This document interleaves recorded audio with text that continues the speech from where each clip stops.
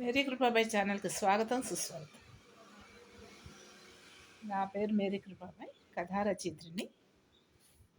ఇప్పటికీ 400 కథలు పైగా రాయడం జరిగింది. పబ్లిష్ అయినవన్నీ కూడా వివిధ పత్రికల్లో. ఆ తర్వాత రేడియో టెలివిజన్లో కూడా నా ప్రోగ్రామ్స్ రావడం జరిగింది. మరి 400 కథల్ని 2 కథా సంపుటిలుగా వెలువరించాను. ఒకటి కథాంజలి అనే 100 కథలు వేసినటువంటి బుక్ ఇది. ఒకటి కథాంజలి మొదటి బుక్ ఇది. కథాంజలి ఇలా ఉంటుంది. దీనిలో 100 స్టోరీస్ ఉన్నాయి. ఈ బుక్ ప్రస్తుతం నాగార్జున యూనివర్సిటీలో స్టూడెంట్స్ రీసెర్చ్ చేస్తున్నారు. ఓకే, అయితే నావి స్టోరీస్ వివిధ పత్రికల్లో ప్రచురించబడినవి. చాలా సంతోషంగా ఉంది. అయితే రోజు ఒక కథతో మీ ముందుకు వస్తున్నాను. ఈరోజు మరొక కథతో మీ ముందుకు రావడం జరుగుతుంది. మరి ఈరోజు మీకు వినిపించబోయే కథ ఆమె. కథ శీర్షిక ఆమె. ఈ కథ ధ్యానమాలిక మార్చి 2011లో ధ్యానమాలికలో పబ్లిష్ అవ్వడం జరిగింది. ఇది ఒక సామాజిక సందేశం. ఆల్మోస్ట్ అన్ని కథలు కూడా సమాజానికి ఉపయోగపడేటువంటి కథలే నేను తీసుకుంటూ ఉంటాను. ఓకే, కథా శీర్షిక ఆమె ప్రస్తుతం. అయితే ఇందులో ఏంటంటే ధరణి అనేటువంటి ఒక ఉద్యోగిని ఉంటుంది.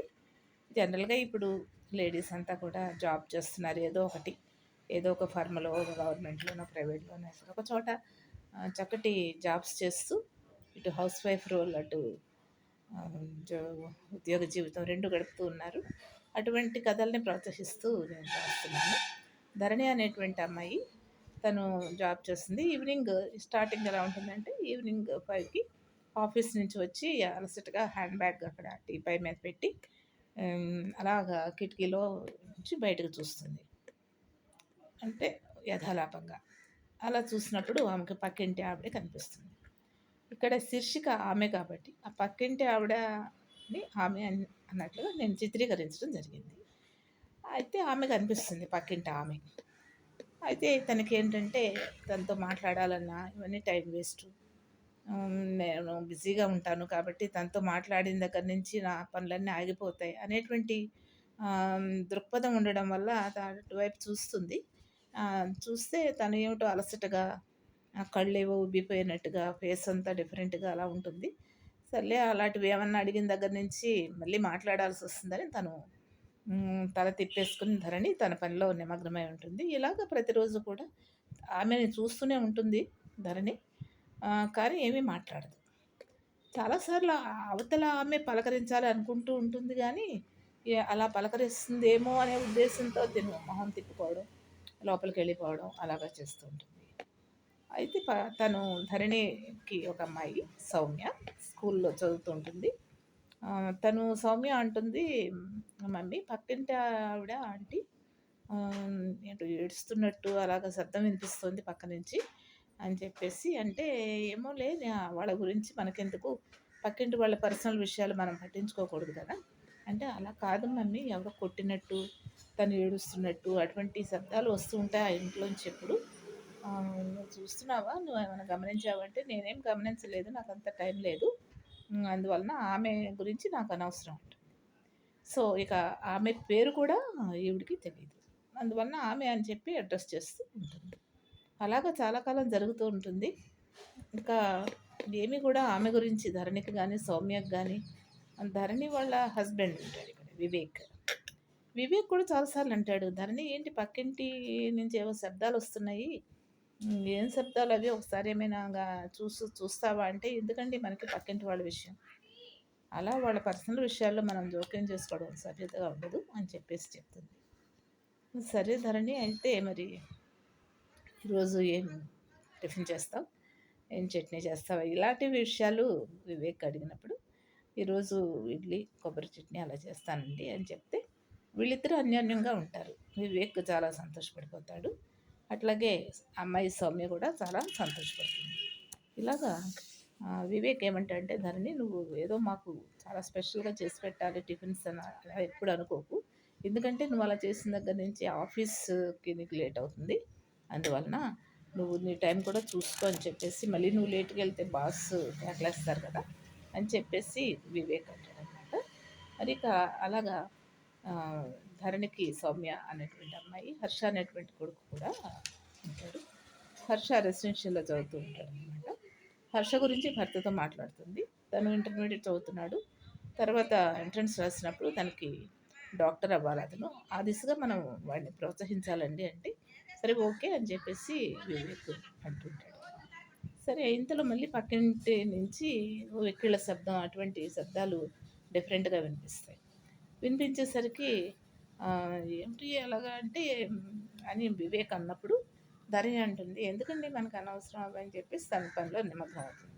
సౌమ్య ఏమంటుందంటే, "అలా కాదు మళ్ళీ నేను కిటికీలోంచి కనిపించట్లేదు కాబట్టి పోర్టికో ఎక్కి చూసొస్తాను" అని పరుగున పోర్టికో ఎక్కి చూసి వెంటనే వస్తుంది.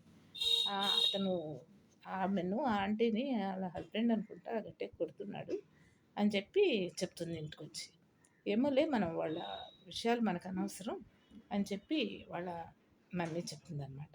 వివేక్ కూడా ఆహ్, తను భార్య చెప్పిందే ఫాలో అవుతూ ఉంటాడు. అలాగా అవుతూ ఉంటుంది. ఇక వీళ్ళు వీళ్ళ జీవన క్రమం ఇలా జరుగుతూ ఉంటుంది రొటీన్‌గా. ఒకరోజు సండే ఆ రోజు వివేక్ టీవీ చూస్తూ ఉంటాడు రెస్ట్‌గా. అయితే అలా టీవీ చూస్తున్నప్పుడు సిటీ ఛానల్ ఉంటుంది. ఆ ఛానల్‌లో ఒక స్క్రోలింగ్ వస్తుంది. ఆ స్క్రోలింగ్ చూసి ఈయన షాక్ తింటాడు.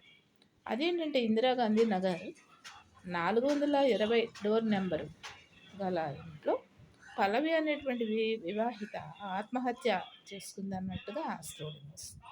ఆ 420 డోర్ నెంబర్ వీళ్ళ పక్కిల్లనమాట. ఒక్కసారిగా ధరణి అని చెప్పి గట్టిగా పిలుస్తాడు.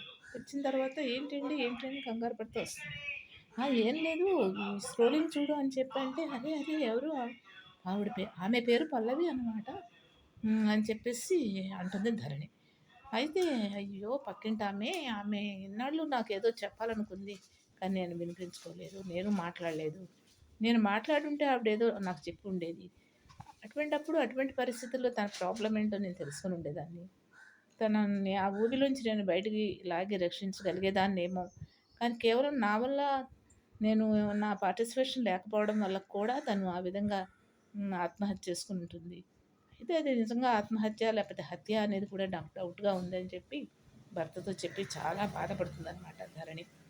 తను ఎంతసేపు ధరణి అనుకుంటే తను ఎంతసేపు తన భర్త, తన పిల్లలు, తన ఇల్లు, తన ఉద్యోగం, తన పర్సనల్ విషయాలు ఇలాంటి స్వార్థంతోనే ఉంది గానీ, కానీ సమాజంలో ఒక స్త్రీగా, ఒక వ్యక్తిగా మరొక స్త్రీని తను పట్టించుకోలేకపోయింది. మరొక వ్యక్తిని తను పట్టించుకోలేకపోయింది.